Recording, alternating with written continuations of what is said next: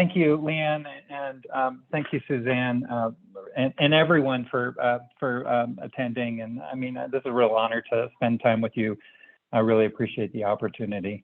I have to say, there's a lot to talk about. I think what we're considering here is that I'll give you some context for this place, and then that'll take about 15 minutes or so, and then we're going to talk about what our charge was in the redesign of the station, and then you'll see how we responded to that charge.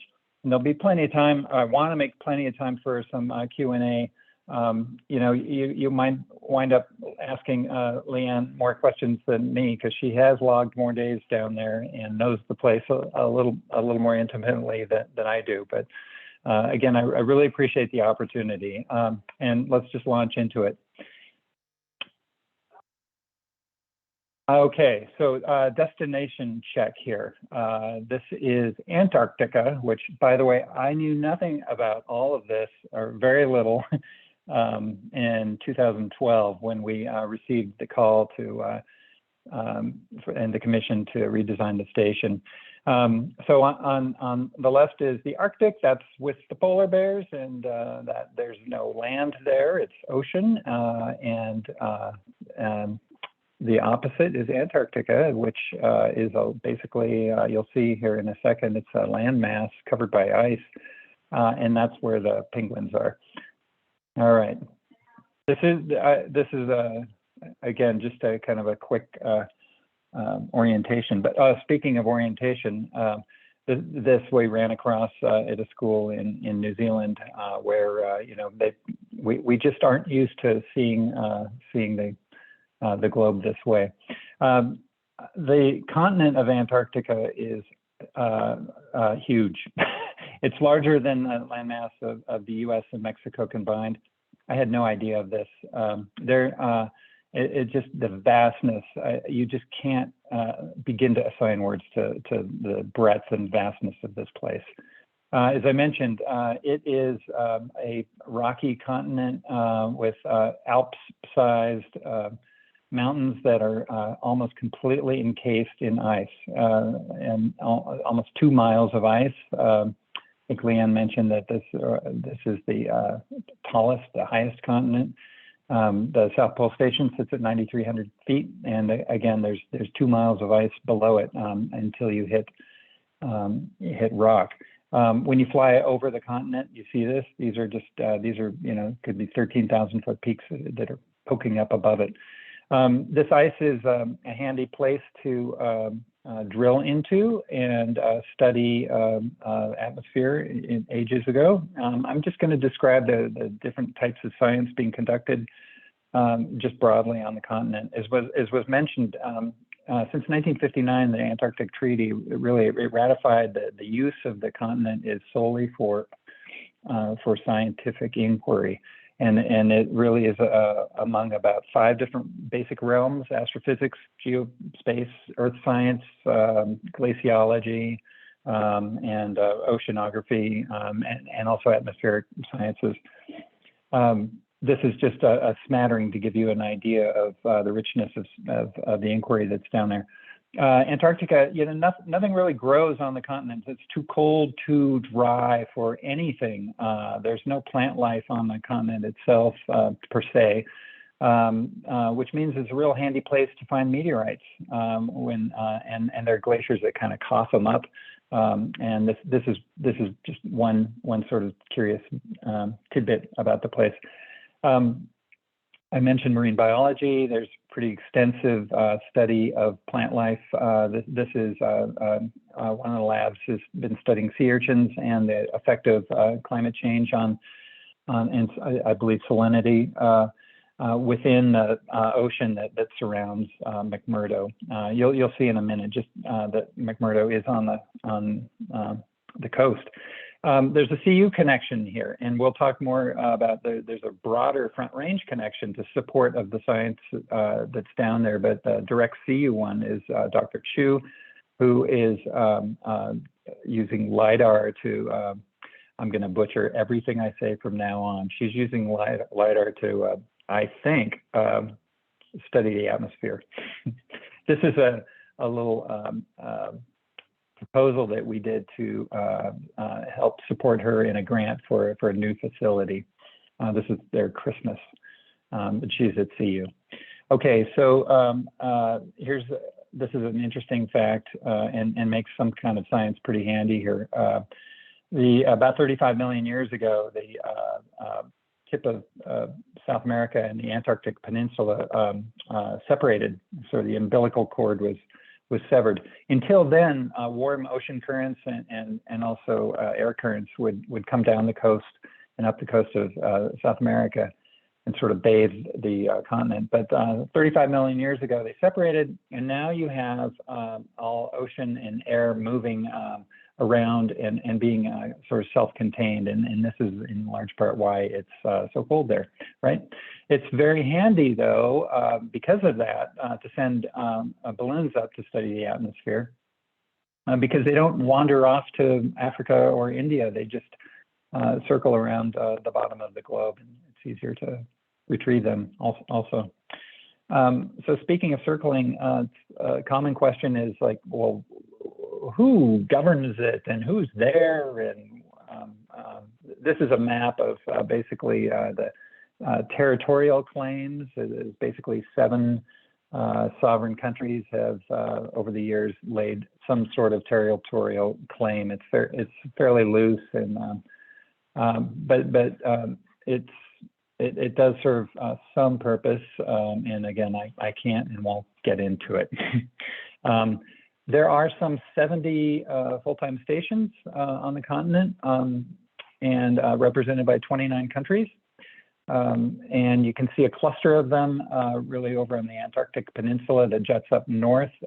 That's handy because it's not too far from Chile, and it's because it's going up farther north. It's a little more temperate. You can get to it by boat. They tend to be smaller stations, and I know NOAA has a facility down there associated with a Boulder-based scientist.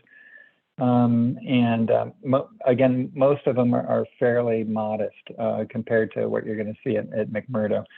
This is how you get to these stations. That's how I got. That's a photo I took about halfway across the Drake Passage.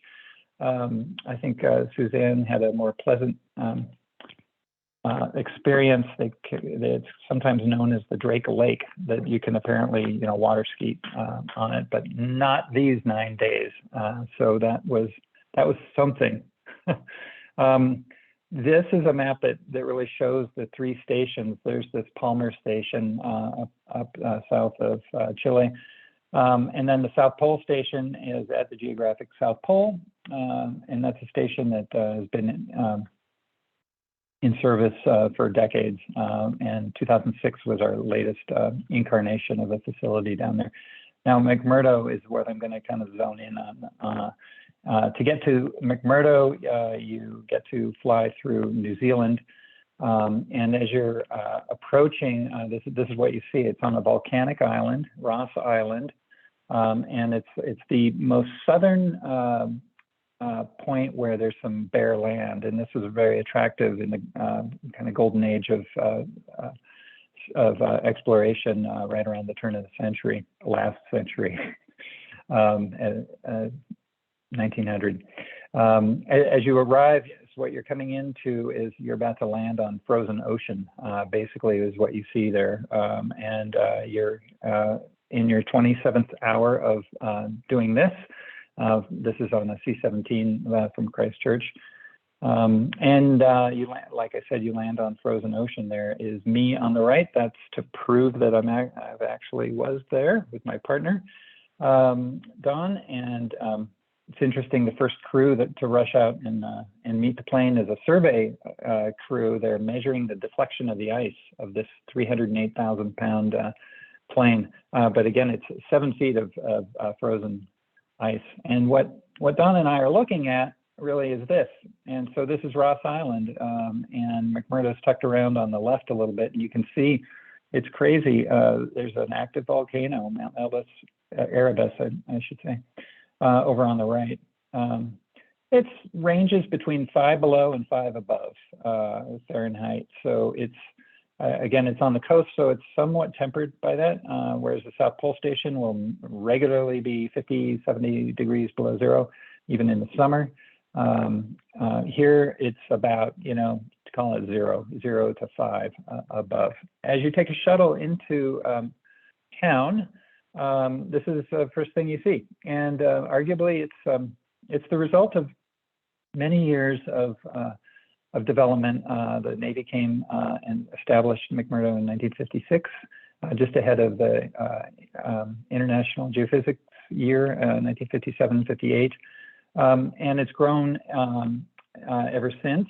And it's arguable that this image of McMurdo is one that does not necessarily reflect the stature and seriousness of the investment here and the science that is being conducted. It's about this time in my talk usually where people are wondering, did you see any penguins, or what kind of wildlife did you see? And so this is a friend that I met as I approached town. So here's an overview of McMurdo, and it's about 165 acres. And about 105 buildings, and you can see some storage tanks as well. And this is starting to get to what the charge is for us, and you'll see this in a minute. I'll say it now, and I'll kind of reiterate. The charge was really to improve efficiency, so more resources can go into science, basically. So less support, more science. This is what it looks like at night. This is what it looks like half of the year. So for 6 months it's this, and then the other 6 months it's this. So the 2 times I was there, the sun was up around sort of 3 o'clock position, and then just kind of circled around. I was there in both November and in February, but between February and November you get this. Another common question is, where do we get our energy there? How's it supported? There are 7 diesel generators. They're not all online at one point, but there's wind turbines up on the hill in partnership with the New Zealand government. And that provides about a megawatt, about a third of McMurdo's needs. While we're talking utilities for a second, here's a wastewater treatment plant. So it's the whole system is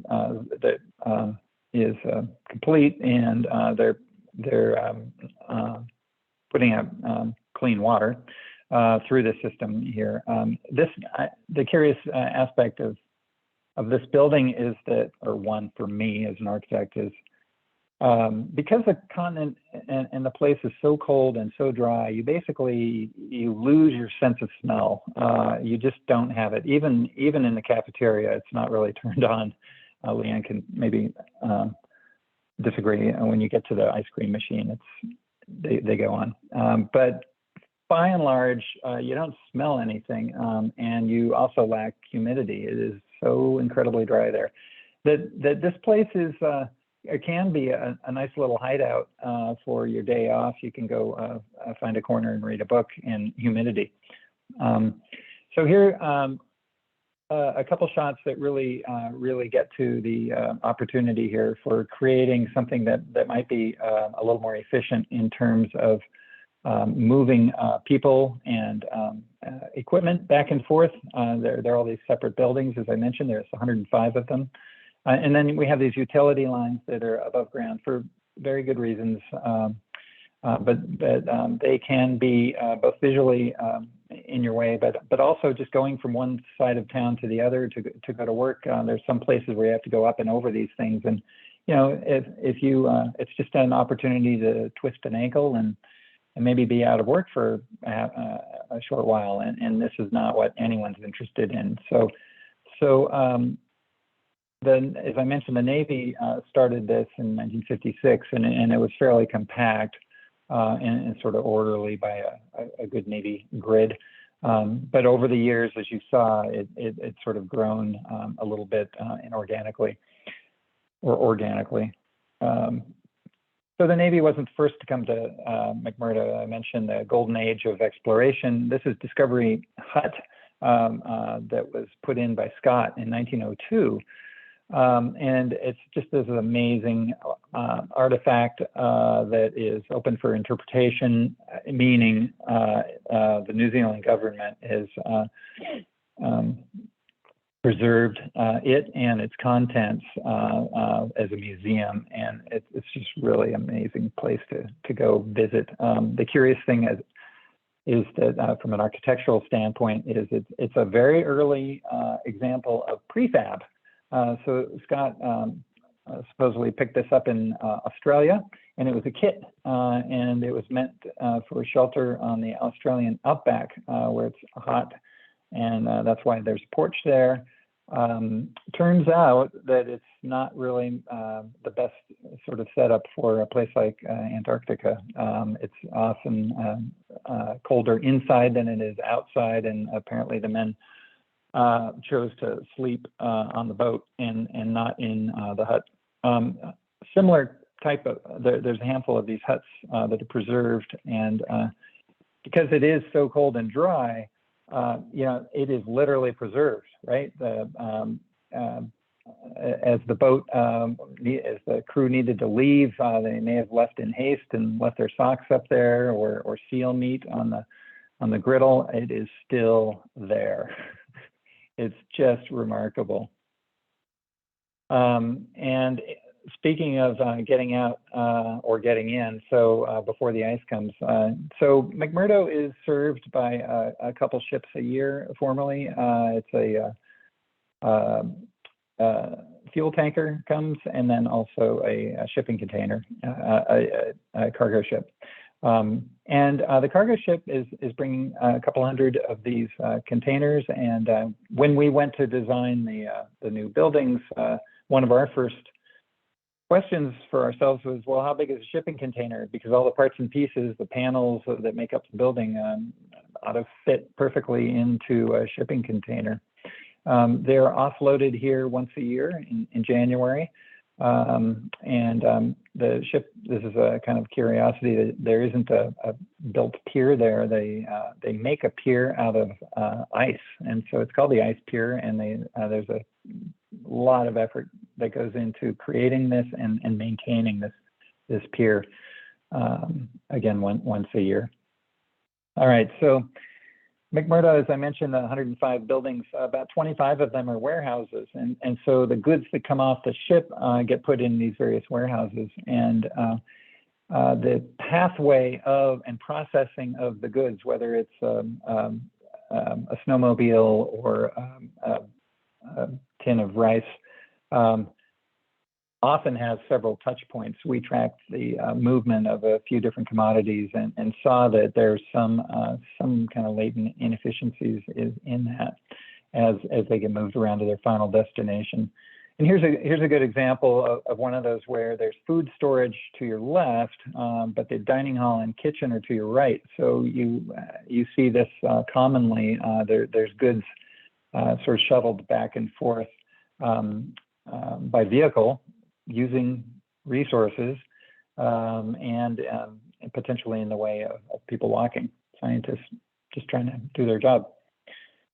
Okay, so that's kind of context of what's there, and now I'll start describing a little bit what the charge was. And this came out of a commission under Obama in 2011, published in 12, referred to as the Blue Ribbon Panel report for improving, as it says here, logistical effectiveness and to create more and better science. So this was our Bible, really, that said, let's get more science and less support. You know, you think of the kind of ratio of support to science. It's about 10 to 1. So for every one scientist, you have 10 people or $10 supporting that scientist. And if we can adjust it even by, you know, 15–30%, you can just see some incredible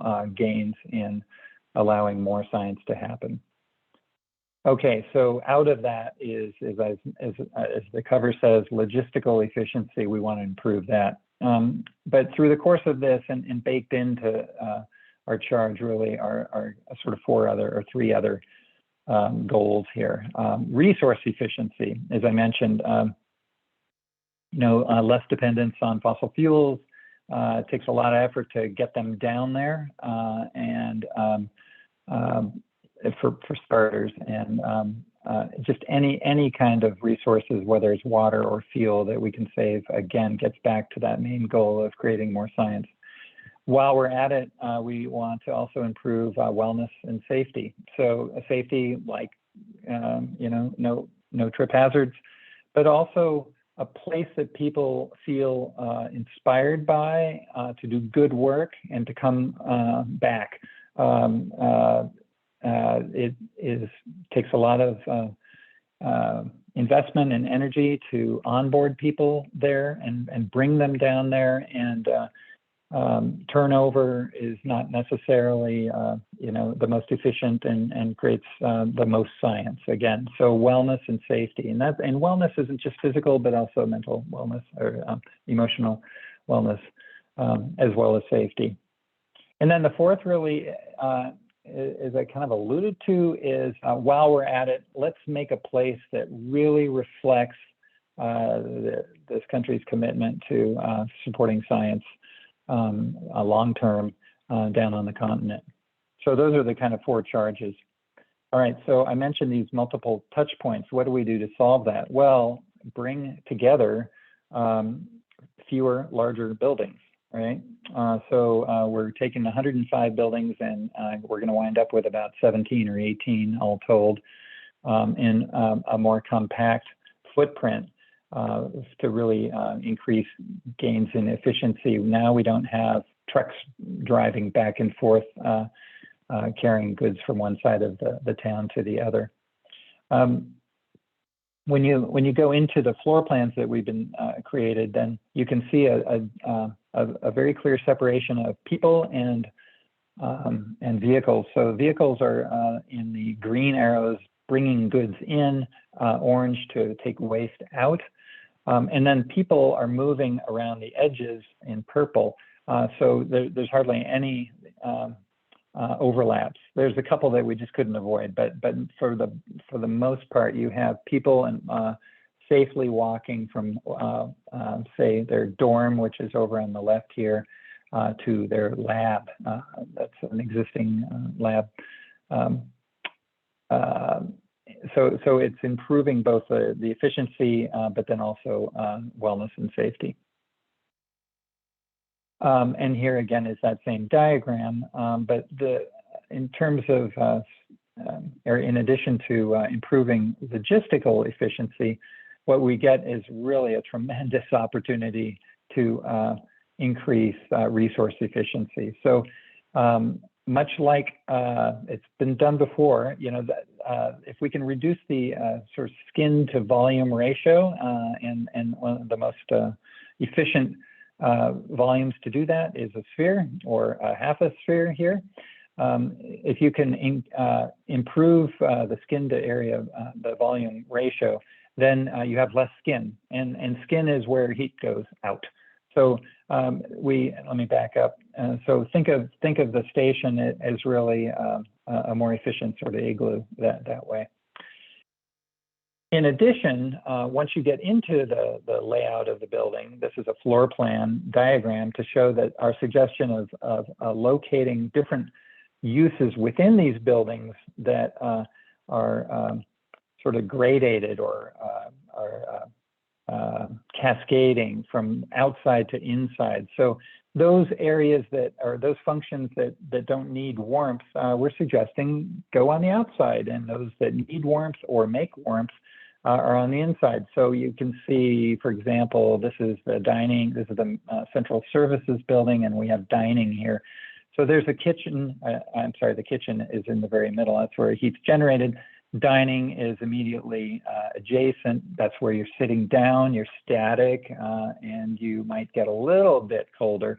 But around the edges where you're going to be walking, that temperature can be held even at a lower temperature, 55 or so. There's little pockets where we might have a lounge where you might sit up against the glass. We can talk about that. We don't have a lot of glass, 11% on the whole building, compared to the industry standard for a building like this would be about 40%. But this is a tactic that we propose to further increase efficiency in resources.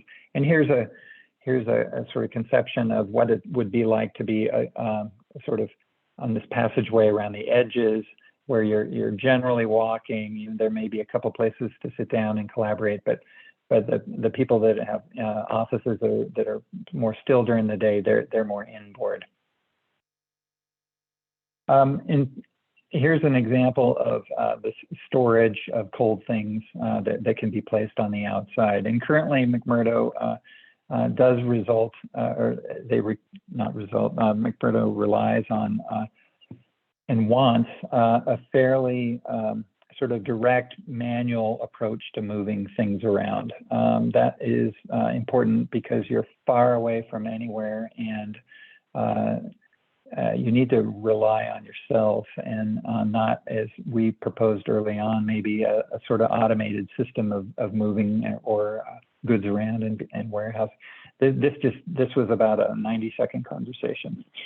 Like, no, this may be elegant, may not require any people, but boy, if there's a software glitch, we're out of commission, and a scientist's equipment gets lost in the shuffle, or they go offline, and we just cannot have this. Okay, so let's talk about the people a little bit. As just incredible this place is physically, and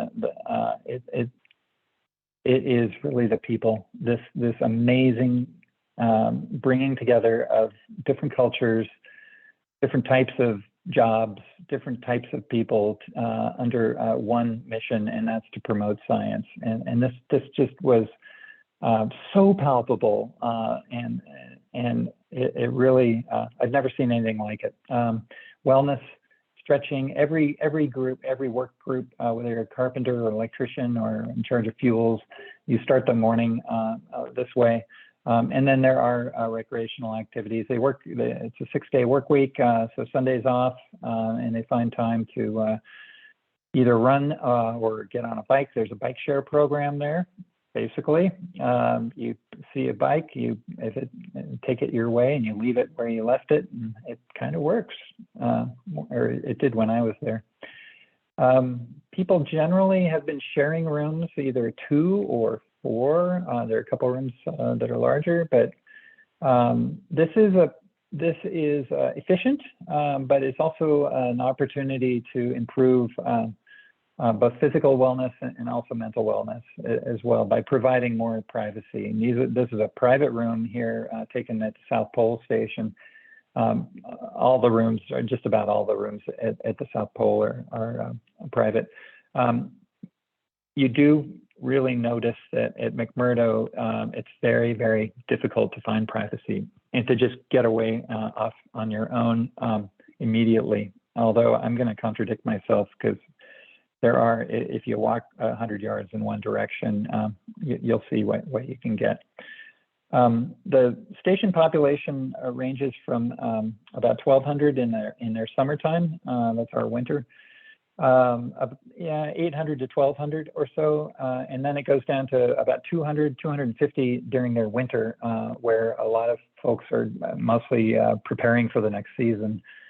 Getting things in order. But during the big summer season, like I said, it's about 1,000 up to 1,200 people. Here, this was posted in the dorm hallway. They change it every day, and it says at that date that I was there, 2012, it was 925 people. The curious thing is a little graph on the lower left.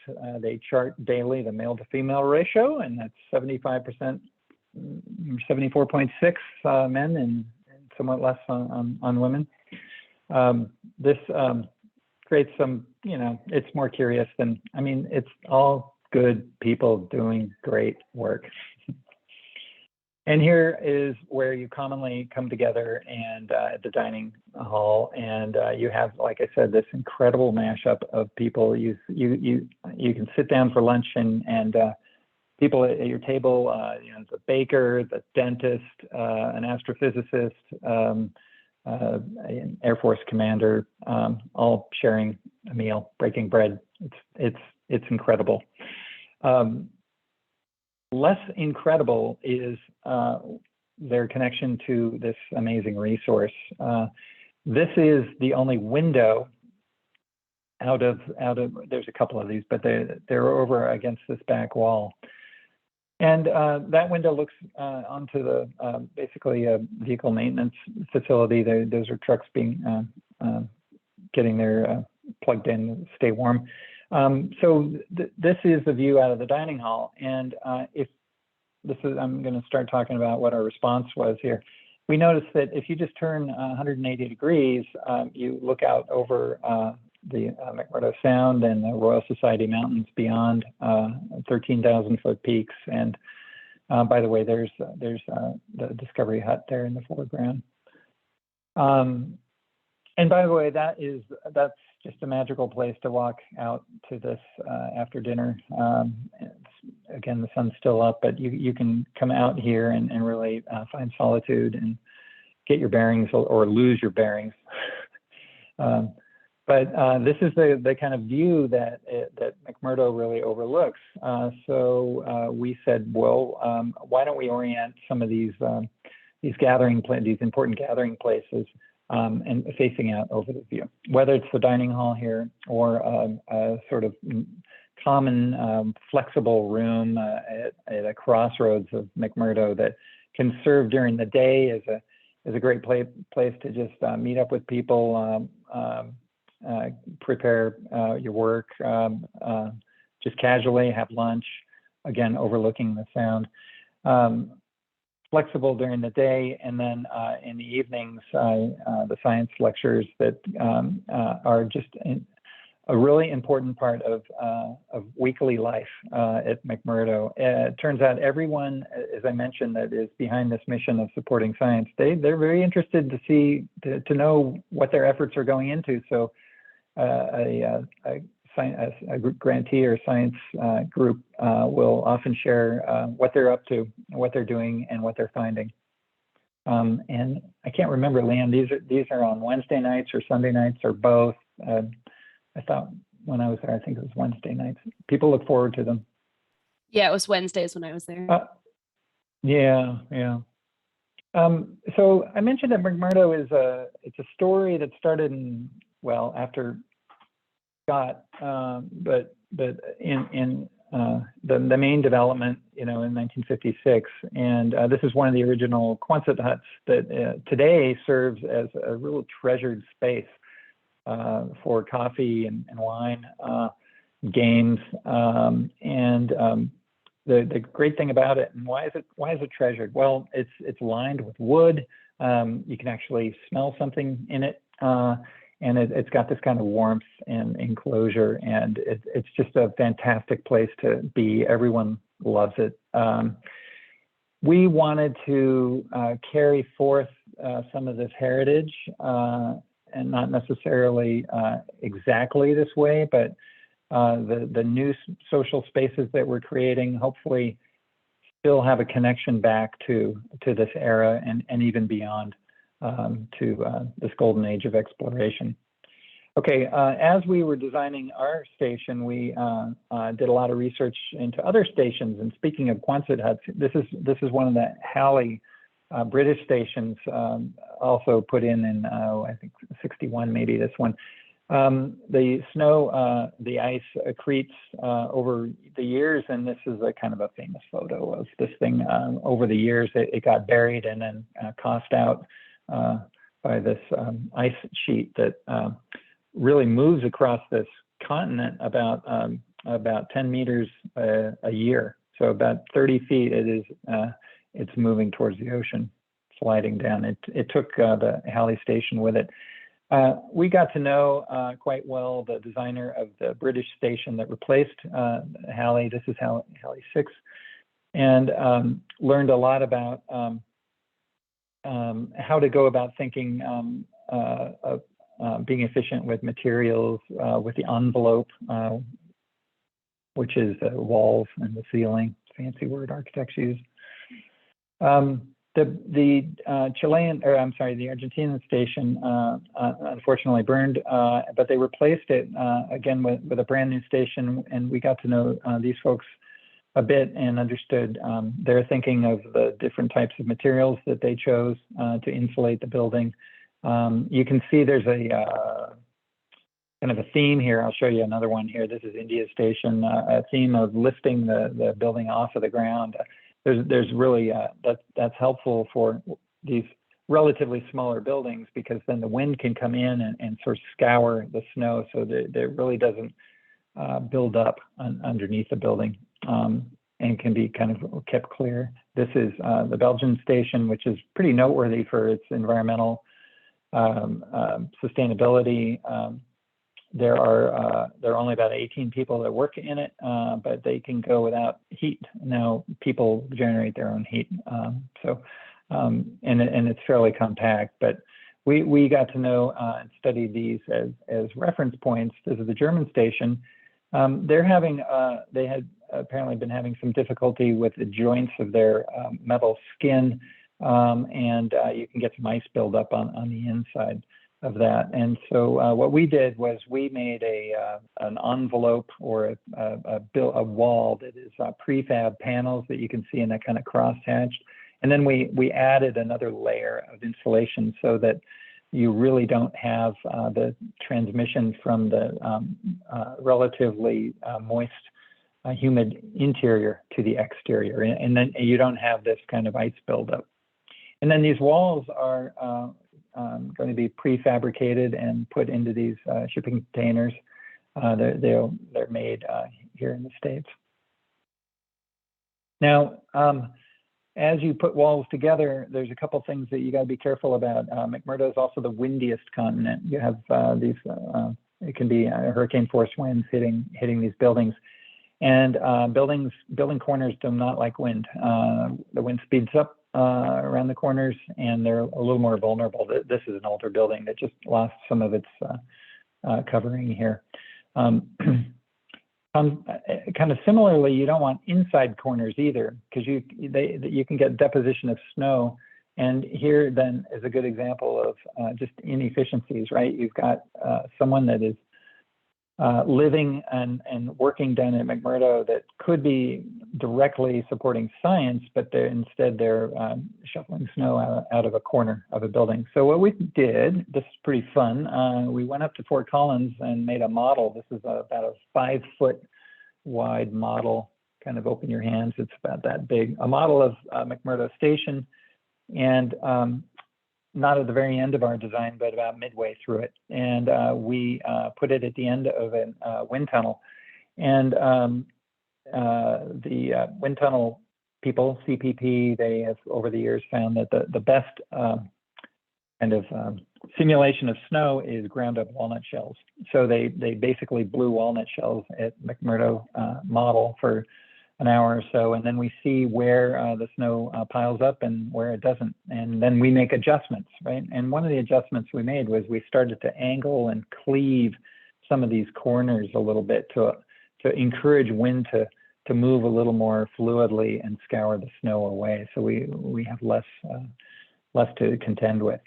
And it's kind of like that kind of form is reflective of some of the natural forms that you see around there. And that's what really started to give an identity to our design for the station. And here's my sketch based on that kind of glacier.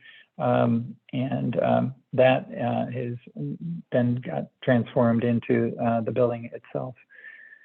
And I'll just kind of finish by saying that hopefully that building really does reflect the kind of seriousness that we put to the mission of science down in Antarctica, and all to really protect and honor this kind of remarkable environment.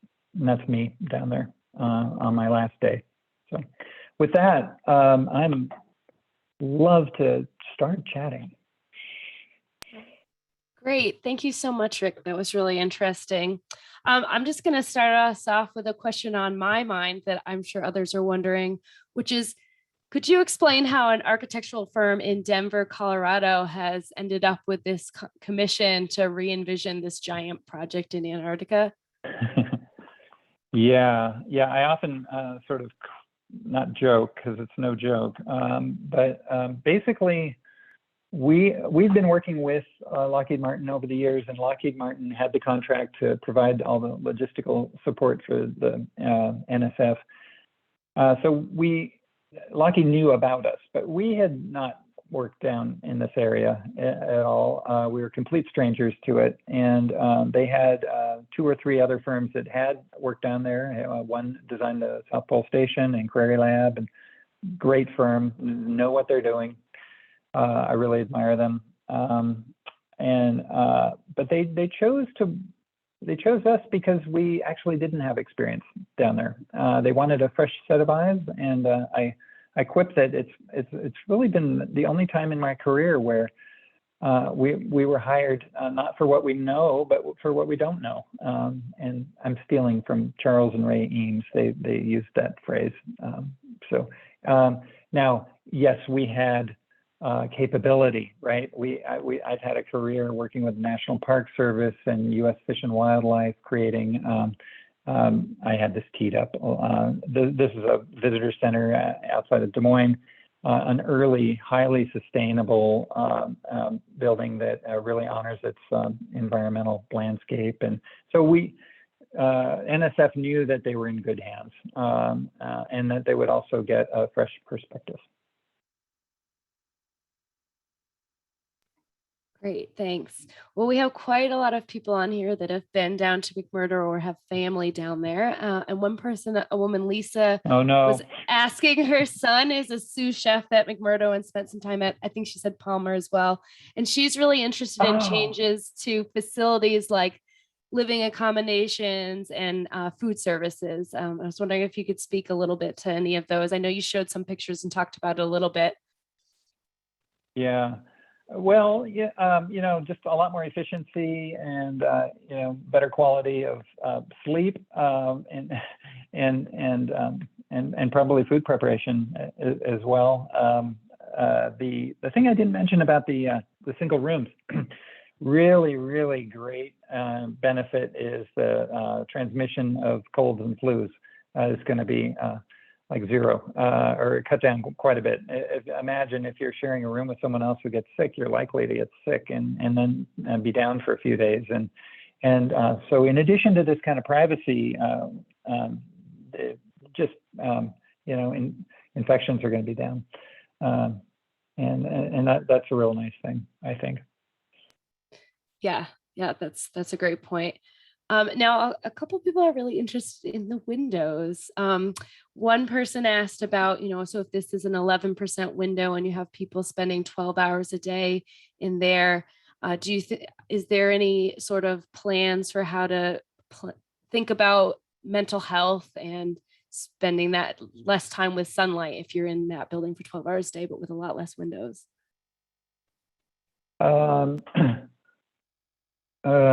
See if I understand right. If you're in behind these windows for 12 hours a day. Yeah, I think they're just thinking about how, some people, especially in the winter with no sunlight anyhow, people have, they get kind of the blues. And so if you're taking away some of the sunlight in the summer as well from some of these buildings, is there, thoughts about that? Yeah. Okay, I think I'll sort of dance around that, I think. First of all, I mentioned the entire design is about 11% of windows. When you look at this drawing, you'll say, well, that's not 11%. That is like, 30. And that's because this is representing those spaces where we come together more, and not the spaces that really are housing goods and warehousing, and a lot of the gym and a lot of other functions that just don't need windows. So we're cheating a little bit with this view. But we did feel that it was worth the investment, and a little bit less, energy loss. Not a lot, because these are triple glazed, and they're highly insulating, highly insulative windows. So we collectively thought that this is a good investment, and so you will have this kind of direct connection to the resource. It does get very interesting in the winter, right? So you look out. I haven't overwintered. Maybe I'm sure someone here has, and they can talk to us. But there is a kind of many for several months. There's a sort of twilight, so it's not like it's just jet black and you have no idea where you are. So I think there is this kind of connection to the outside. It gets tricky in dorms. In the summertime, like the question is often raised, what's the role of a window in a dorm at McMurdo? In the summer, when you're working, you want sleep, and so you want to block this thing out. In the winter, there's nothing to look at, so why have a window? And there was a lot of debate as we were designing this, which is the better way to go. And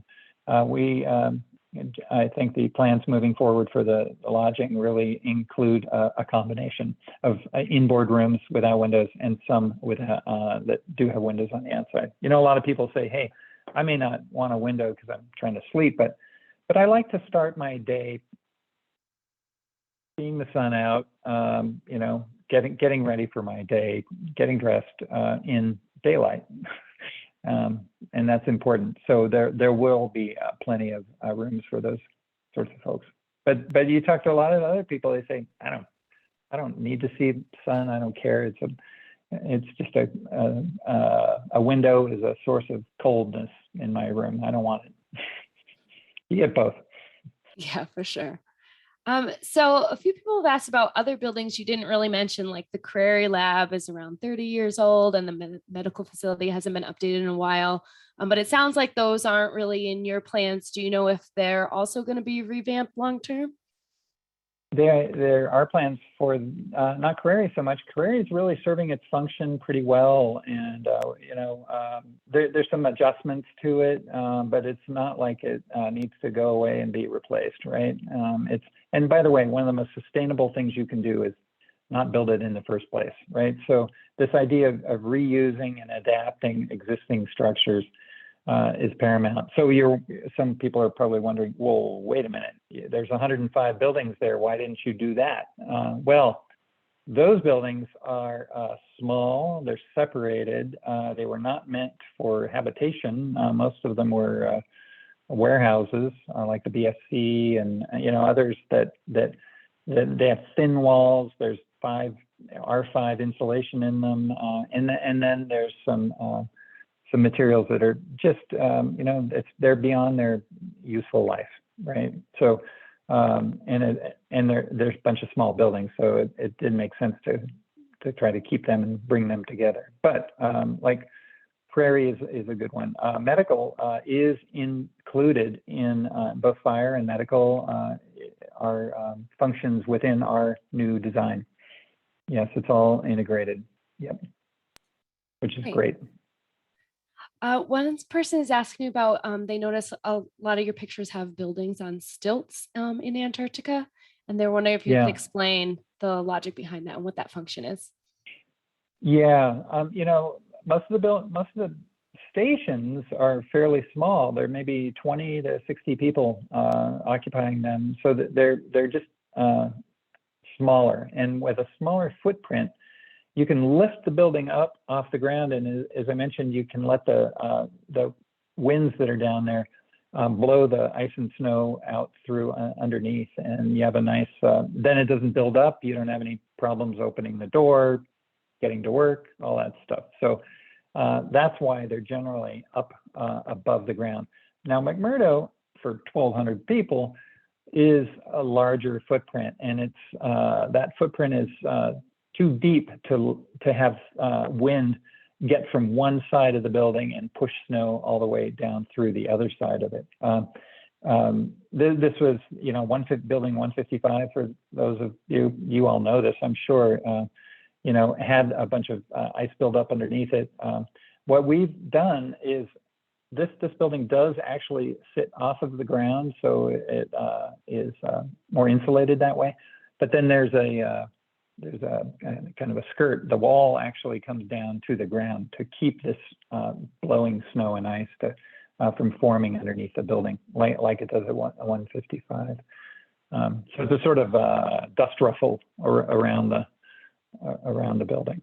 And that is important for the look of the building too. This is one of the few buildings on the continent that looks grounded, that looks,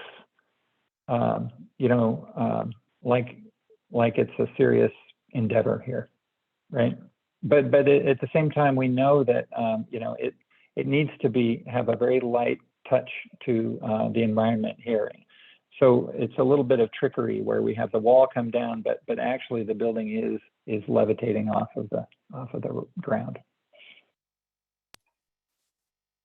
That kind of segues nicely into one of the other questions was, you didn't really mention assessment of environmental impacts, and especially if that relates to the Antarctic Treaty or any protocols that are down there. So Holly was wondering about that. Yeah. Well, I didn't mention it because I wasn't involved with it, but it definitely happened. There was a multi-year effort for an EIS and all you can rest assured there was a lot of that prep work before we even showed up. And again, I would sort of mangle it if I tried to describe it. But you can go online and just type in McMurdo EIS and you'll see the whole report. Oh, great. Thanks, Rick. Or Another EIR, person, whatever it's called. Yeah, Gary is interested because Mount Erebus, the volcano, is pretty close. Are there any concerns about earthquakes with this new structure since it has a much larger footprint than a lot of the smaller buildings that are currently there? Yeah, great question. That was one of our first questions: is what earthquake zone are we in here? Is this fairly active or not? It's less active than you would think. And they've changed the zone criteria. Again, I'm going to butcher it if I tell you which one it is, but it's not highly active in terms of earthquakes. I can tell you that. The governing. Okay, so when you design for earthquakes, it's lateral. It's keeping the building from tipping and sort of going back and forth and destroying itself. We here have another lateral force that is a governing parameter, and that's wind, right? So the wind is going to be pushing against this building much more than the earth is ever going to be moving from underneath it. Oh yeah, that makes a lot of sense. So it sounds like you're saying the building will be mostly built there. It's not going to be modular, right? You're going to bring parts in, or is it a bit of a mix? It'll be assembled there. Yeah, all the parts and pieces are going to be highly prefabricated. That's not to say that they still need to be put together on site. So yeah. And what is the timeline for this? And has COVID-19 delayed the timeline a lot? I can't really talk to the exact timeline. I'll tell you it's a multi-year effort, whether it's 7 or 9 or 5 years. And this can vary as well. NSF is always looking for opportunities to get this done sooner than later, but it's a multi-year effort. And I don't think it's any secret that COVID slowed that process down, and it really impacted the program, the scientific program last year as well. You guys know more than I do about that. I know many experiments were able to be kept online and kept going, data collection, but it had an effect. But I can't tell you. It's not that I don't. It's that I don't know. So.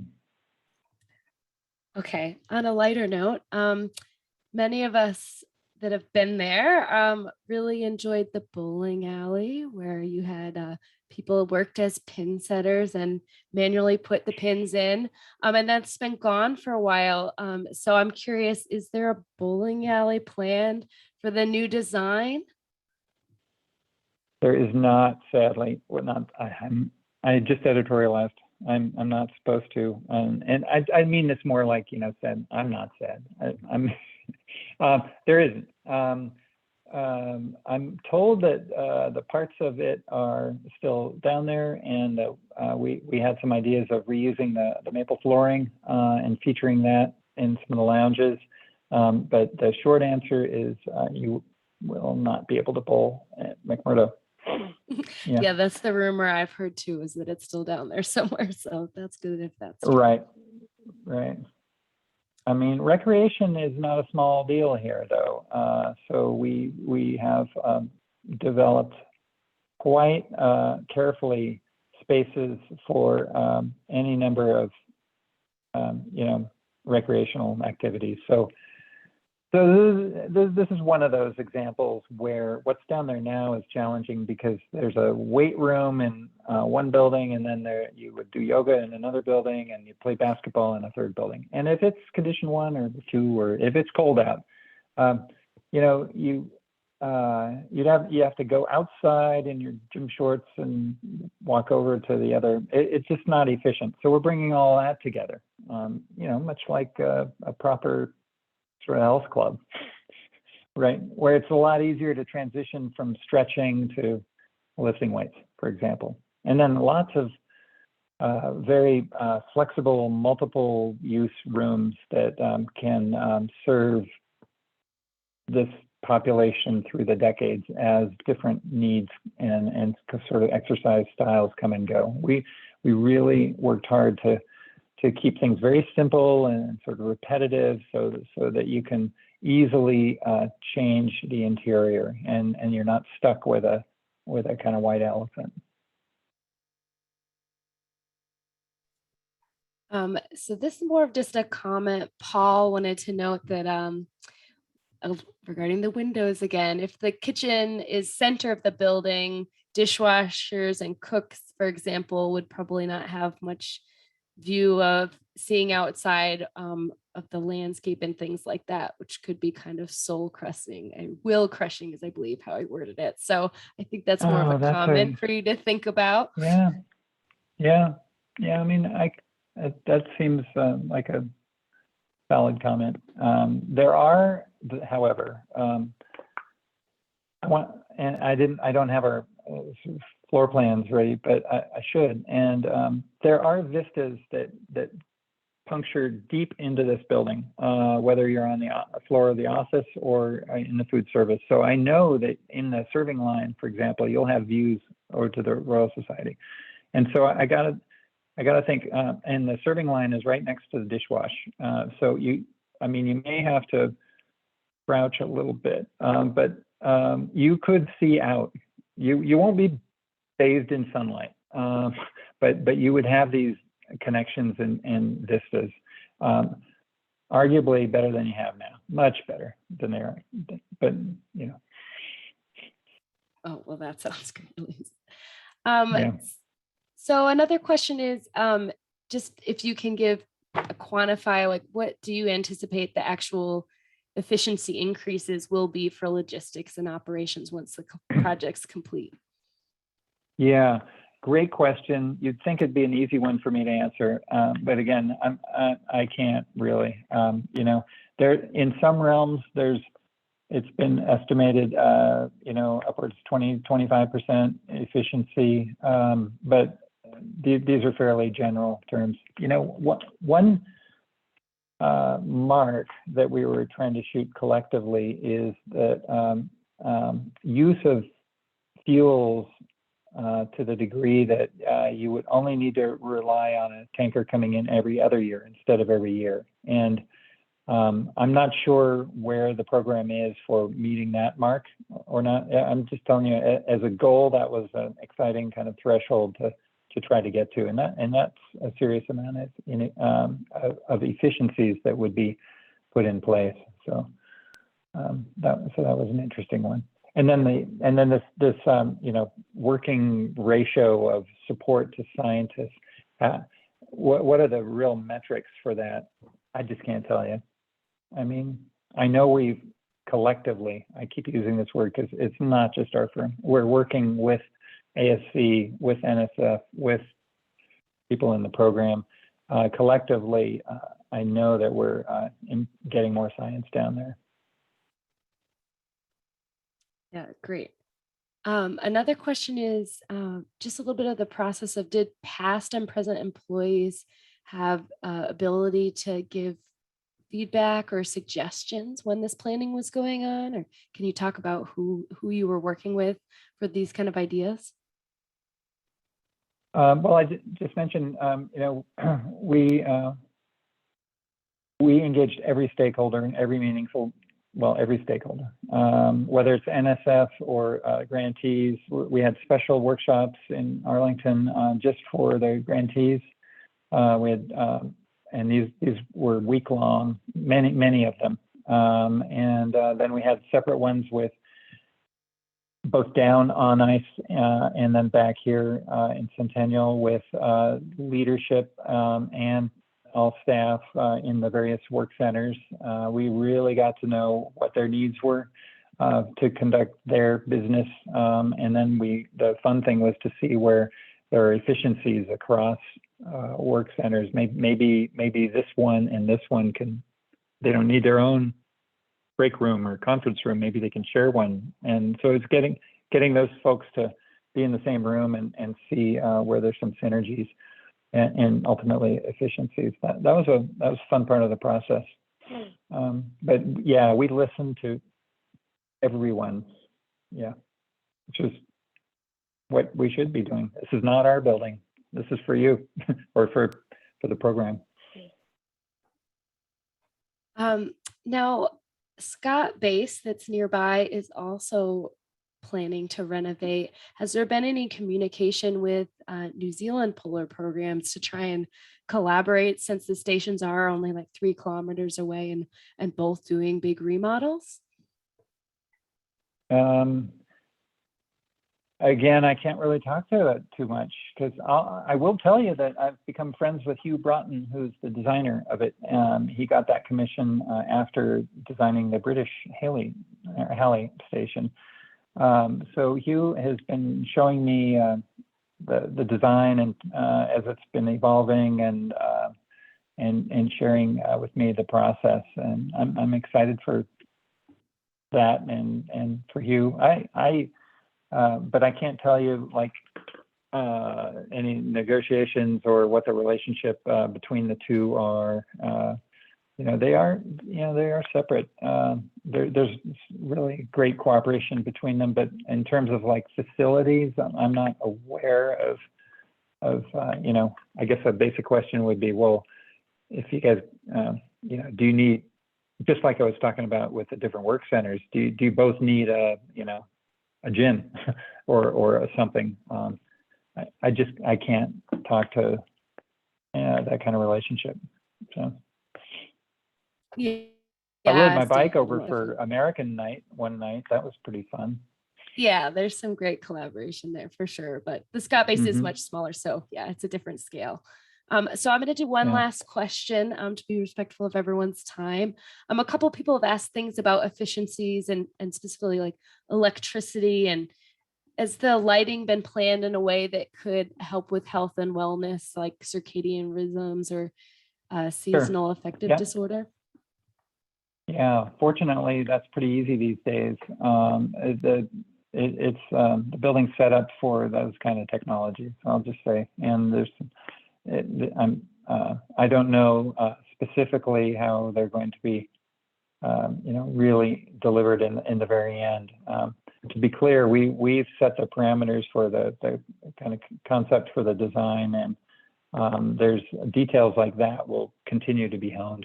But because that technology and the understanding of use of different colored lights to help with your day, I mean, we're doing it here, so I've got to think it'll be considered at least. So.